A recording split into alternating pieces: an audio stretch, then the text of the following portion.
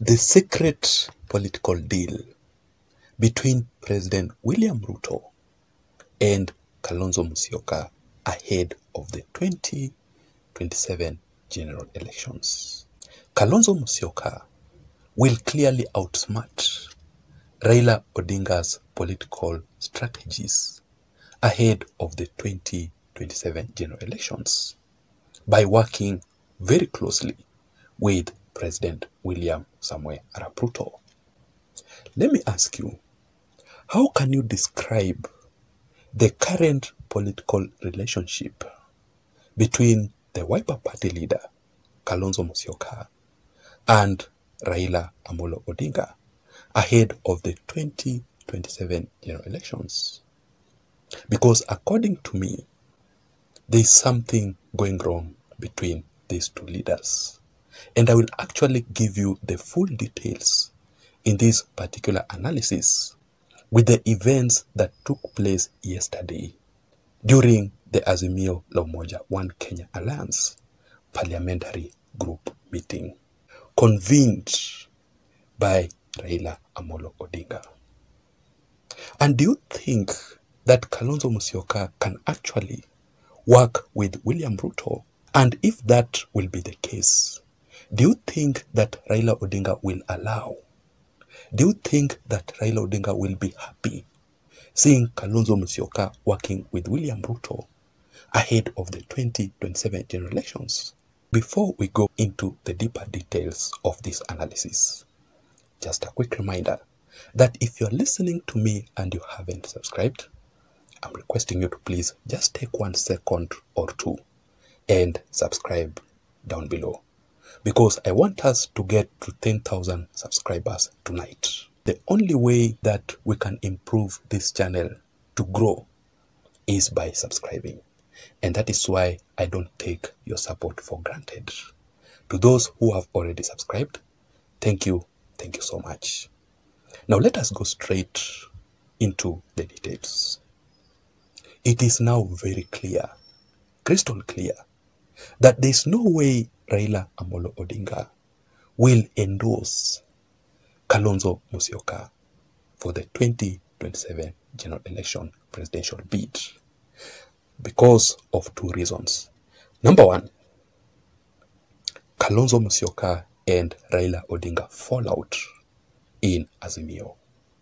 For example, yesterday, Raila Odinga convened the Azimio la Umoja One Kenya Alliance parliamentary group meeting, which is very, very important.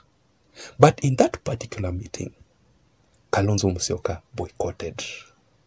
Martha Karua also did not attend. And for the first time, very first time, Jeremiah Kioni did not attend. And remember that Jeremiah Kioni always represents the former head of state, Uhuru Muigai Kenyatta. But because of a fallout between Uhuru and Raila Odinga, that is one of the reasons as to why Jeremiah Kioni did not attend that meeting. Let me read for you this article here that was posted by Ali Hassan Joho on his Facebook account. He says that, I joined Right Honorable Raila Amolo Odinga and Azimio luminaries in a productive engagement with Azimio One Kenya Alliance Coalition PG at the Jaramogi Oginga Odinga Foundation offices, where we deliberated on key socio-economic issues affecting the country. Then he posted these photos here. From those photos, you can see Raila Odinga, you can see Eugene Wamalwa, Ali Hassan Joho, Mwangi Wairia. You cannot see Kalonzo Musyoka. Why do you think Kalonzo Musyoka boycotted that meeting?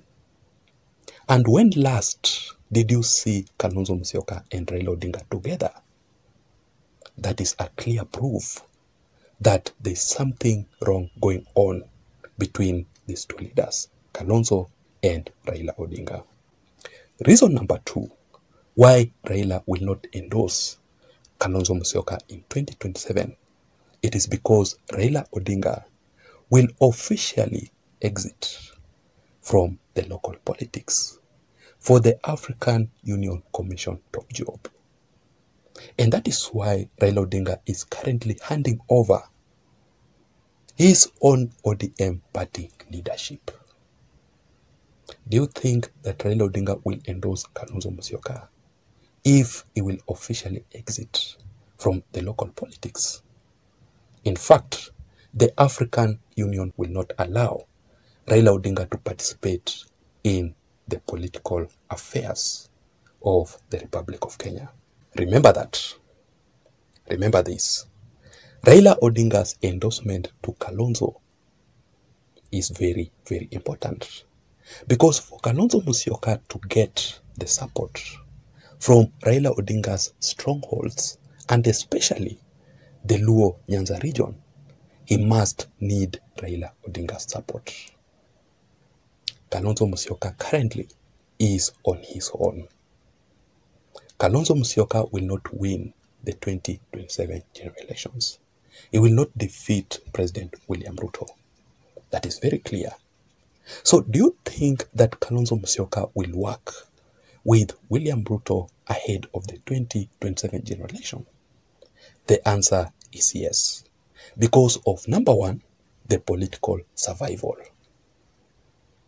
Kalonzo Musyoka is actually one of the leaders who highly depends on Raila Odinga. Kalonzo Musyoka cannot stand on his own. And that is why Kalonzo Musyoka will always talk about endorsement. The same thing to Musalia Mudavadi in Kenya Kwanza.